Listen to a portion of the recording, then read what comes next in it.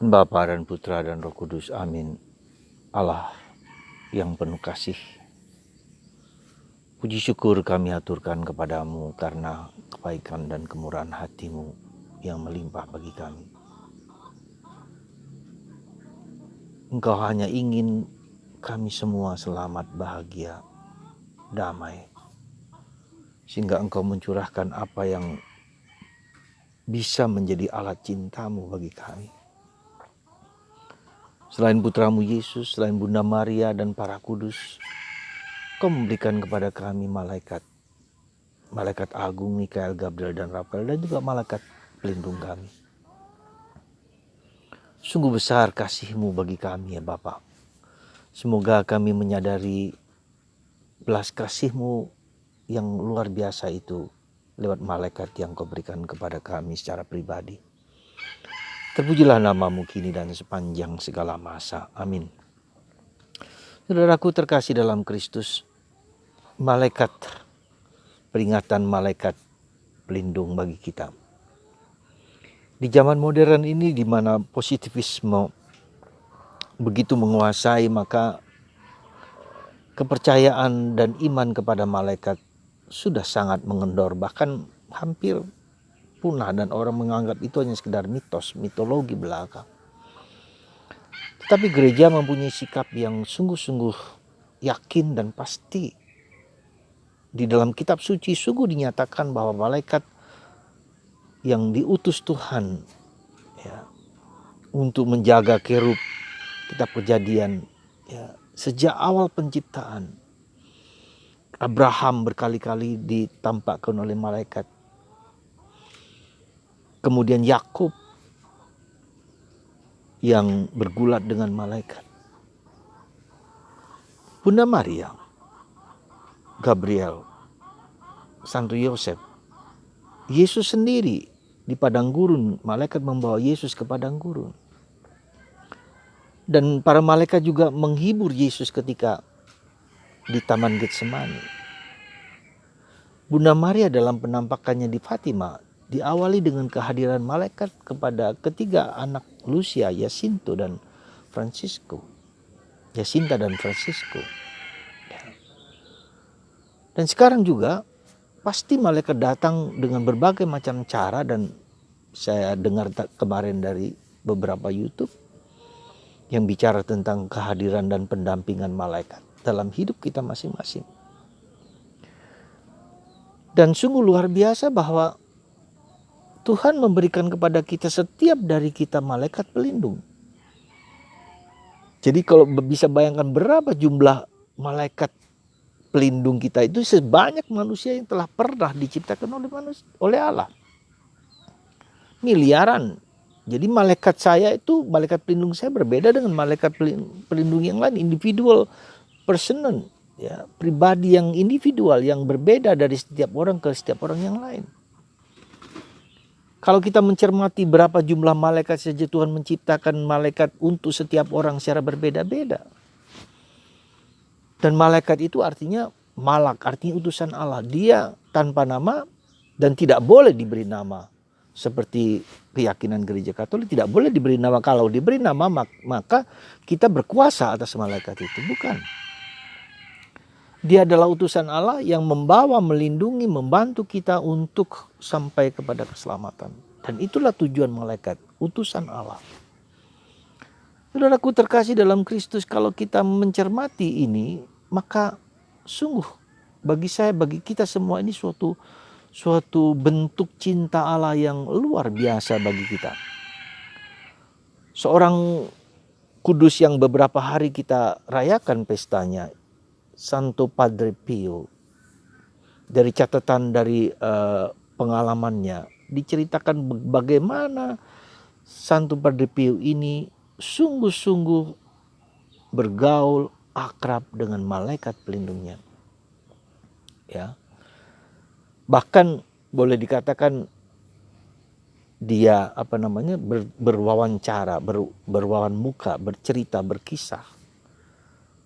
Bagaimana Padre Pio sampai pagi hari bekerja membalas surat-surat dari berbagai belahan dunia. Dan Dan malaikat itulah menerjemahkan bahasa yang tidak diketahui oleh Padre Pio dengan tulisan tangannya sendiri.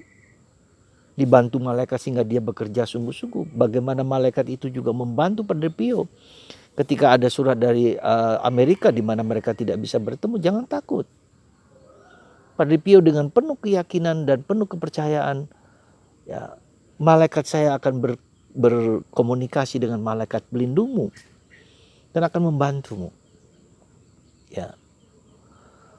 Pada suatu saat Padre Pio juga mengeluh karena begitu besar sekali stigmata yang melukai tubuhnya dalam kelima tempat di mana dia menderita.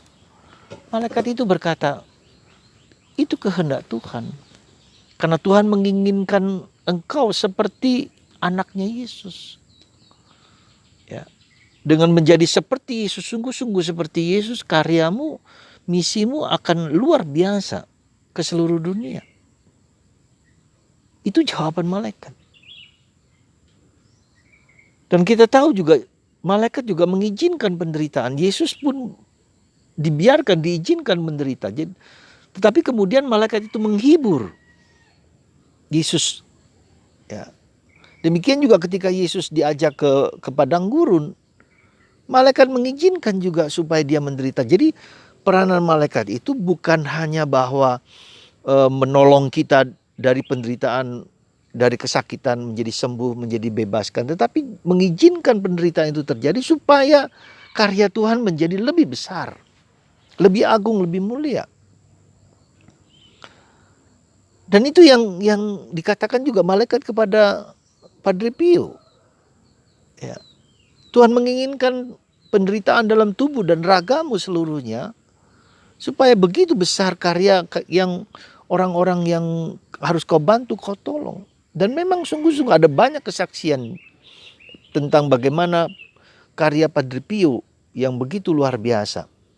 Ya.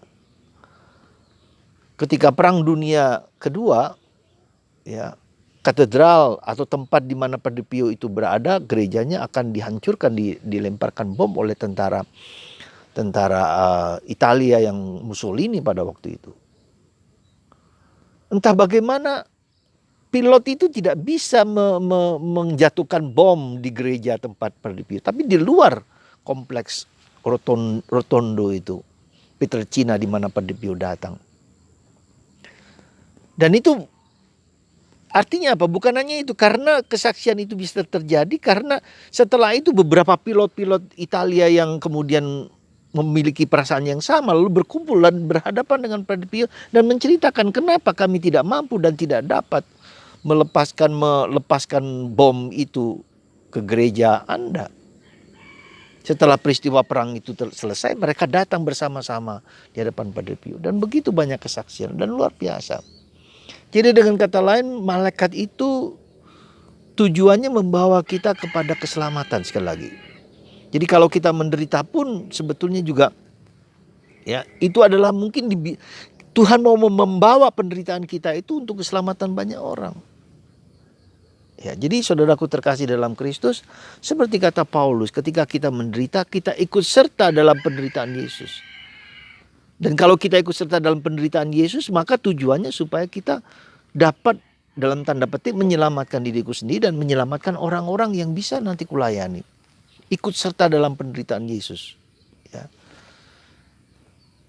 Menurut saya luar biasa memahami penderitaan sebagai sarana keselamatan. Penderitaan salib sebagai rahmat. Karena lewat salib itulah Tuhan mengubah hidupku. Tidak lagi berfokus pada diriku sendiri, tapi berfokus mendengarkan malaikat dalam diriku sendiri. Dari pengalaman Padre Pio dikatakan, dia sering kali mengatakan kepada orang-orang yang jauh dari tempat tidak pernah bertemu dengan dia. Maka dia mengutus malaikatnya untuk datang kepada malaikat orang tersebut, malaikat pelindung orang tersebut, lalu mereka berkomunikasi dan menolong orang yang tidak bertemu dengan Padre Pio. Dan ini ada banyak kesaksian, banyak tulisan-tulisan, maka anak rohani dari Padre Pio begitu banyak di seluruh dunia. ya, dimanapun. Luar biasa. Sekali lagi saudaraku terkasih dalam Kristus. Inilah kesaksian dan tradisi gereja Katolik yang tidak dipunyai oleh orang-orang non-Katolik. Bahwa Tuhan bisa melakukan berbagai macam cara dengan malaikat pelindung kita, malaikat agung. Ya. Jadi di dalam hierarki malaikat itu ada kerubim, ada serafim, ada tronos, ya, pemerintahan, prinsipalitas, malaikat agung, malaikat dan seterusnya. Ada 9 ya hierarki itu. Ya. Dan itu ada semua dalam kitab suci. Jadi saudaraku terkasih dalam Kristus, mari kita sungguh-sungguh berkomunikasi, berdialog dengan malaikat. Dan bagaimana kita bisa berdialog dengan malaikat dan bisa menyadari kehadiran malaikat yang memang tidak bisa kita kuasai, Tuhan yang menguasainya. Ya, maka butuh apa? Keheningan dan kesunyian. Dan kita berdialog dengan malaikat itu untuk menolong orang-orang, terutama orang-orang yang sulit, orang-orang berdosa, entah itu suami, entah istri atau siapapun. Kita mohon malaikat kita, pelindung kita untuk berbicara dengan malaikat pelindungnya. Supaya orang tersebut mendengarkan yang baik, yang indah dalam dirinya. Sehingga terjadi pertobatan. Maka menurut saya ini salah satu cara, suatu teknik bagaimana kita dalam tanda petik mengubah orang lain untuk semakin baik. Kita mohon malaikat kita untuk berbicara dengan malaikat orang yang kita doakan itu. Dan biarkan mereka yang kemudian menggerakkan. Karena di sini godaan seperti misalnya Adam dan Hawa, Hawa mendengarkan suara malaikat jahat itu. Dan jadi malaikat jahat dan malaikat pelindung kita itu saling katakanlah bersamaan atau tidak bersamaan, yang menggoda satu dan menggoda yang lain, ya. Mengikuti yang baik atau mengikuti yang jahat, dan itu terus-menerus dalam hidup kita. Maka kecenderungan kita untuk melakukan yang baik itu harus dibina, dilatih terus-menerus, ya, sehingga kita bisa secara optimal menggunakan malaikat pelindung kita menggunakan dalam tanda petik kehadiran beliau, bantuan beliau untuk suatu karya yang baik bagi dunia, bagi diriku sendiri.